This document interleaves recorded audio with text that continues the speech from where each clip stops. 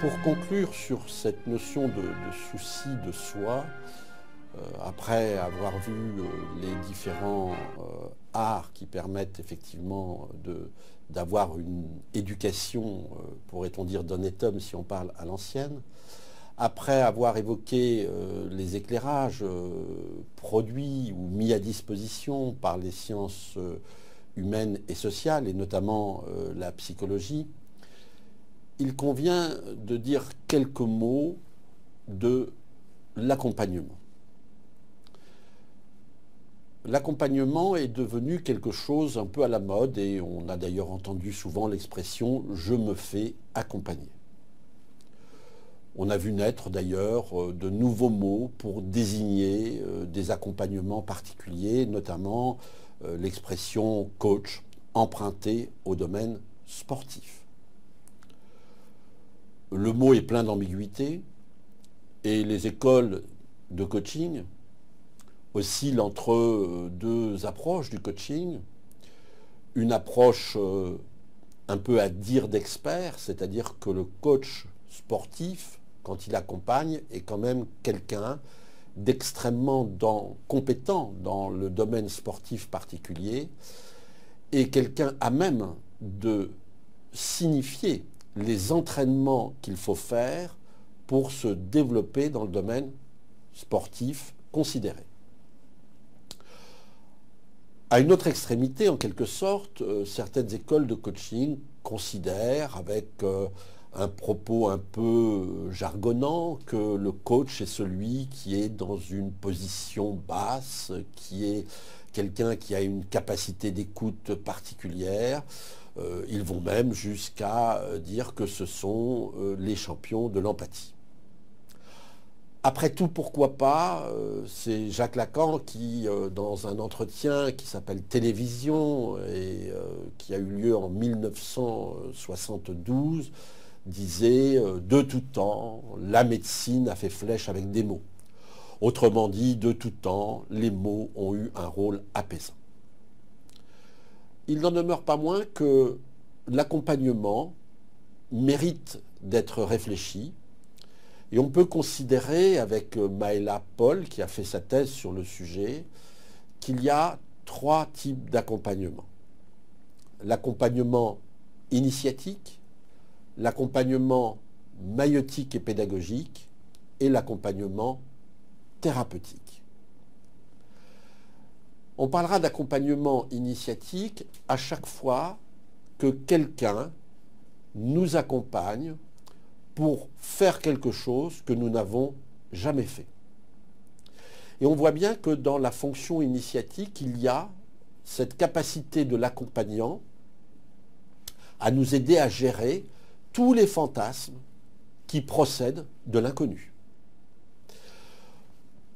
Il y a beaucoup d'histoires mythiques sur ces accompagnements initiatiques. Le grand ouvrage de Dante, la Divine Comédie, est un ouvrage initiatique par excellence qui a eu un retentissement énorme.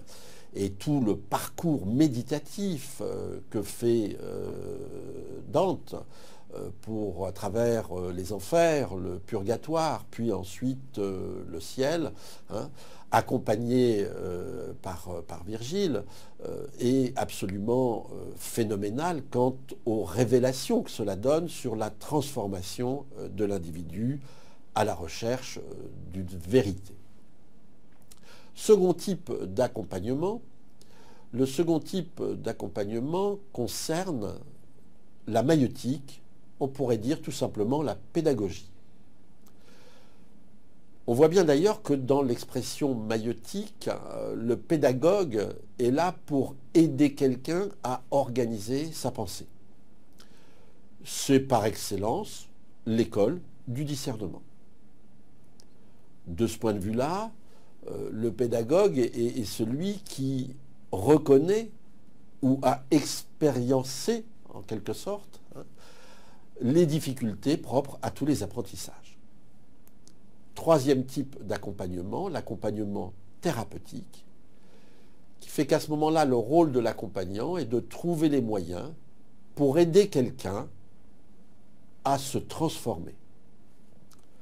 c'est Madame Balmary, Marie Balmary, immense psychanalyste parisienne. Alors immense psychanalyste parce qu'elle a publié des ouvrages fort intéressants, notamment la plus belle à mon avis, biographie de Freud, qui disait que le thérapeute en psychanalyse est celui qui tient la main du patient dans sa traversée de la vallée des larmes.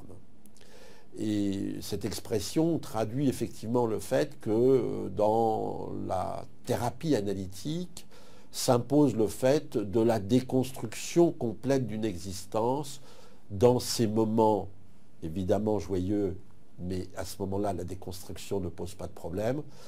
Et bien évidemment, dans ces moments très difficiles, et la déconstruction est beaucoup plus compliquée. Toutes ces approches débouchent sur ce que les personnalistes ont appelé les trois savoirs. Les trois savoirs qui sont constitués du savoir-être, donc le savoir en tension, puisque exister, c'est toujours être en tension. Je peux avoir envie de travailler et de me détendre. Je peux avoir envie d'être avec mon conjoint et d'être avec mes potes, etc. Donc le savoir-être, c'est savoir jouer, en quelque sorte, faire de la musique avec les tensions de la vie. Le savoir-faire est un savoir en intention. C'est toute la capacité à mettre en œuvre quelque chose. Et le dernier, le savoir-avoir, est souvent négligé, inconnu, alors que c'est le rapport à la possession. Un chef d'entreprise qui a très bien réussi me disait il y a quelques mois, on n'a jamais vu un coffre-fort suivre un corbillard. Eh bien, le savoir-avoir, c'est probablement cette capacité de détachement des choses qui nous entourent, en tout cas, de savoir relativiser la question de la possession. La propriété est probablement devenue quelque chose de très excessif dans la culture occidentale, et à un moment où certains parlent, à tort ou à raison, de décroissance, il va peut-être falloir apprendre à nouveau à partager. Toutes ces approches nous permettent de définir un peu le souci de soi autour de 5 préoccupations qui sont les articulations humaines. Dans tout ce que nous avons vu au cours de ces 5 entretiens, nous voyons qu'il y a une articulation perceptive très importante, puisque d'une certaine façon, si du dysfonctionnement du côté des perceptions, eh bien c'est tout l'individu qui dysfonctionnera. L'importance d'une articulation cognitive, c'est-à-dire la capacité à traiter des représentations. Une articulation de type existentiel, c'est-à-dire le rapport à ce qui nous entoure, la façon dont nous nous considérons comme appartenant au monde ou au contraire à considérer que le monde nous appartient. Une articulation spirituelle que nous n'avons pas évoquée mais que nous évoquerons dans un autre chapitre et qui sont les moyens que nous mettons en œuvre pour nous transformer, pour nous adapter. Le spirituel, ce n'est pas le religieux. Et enfin, l'articulation éthique, c'est-à-dire la façon dont nous mettons en perspective notre futur en relation avec celui des autres.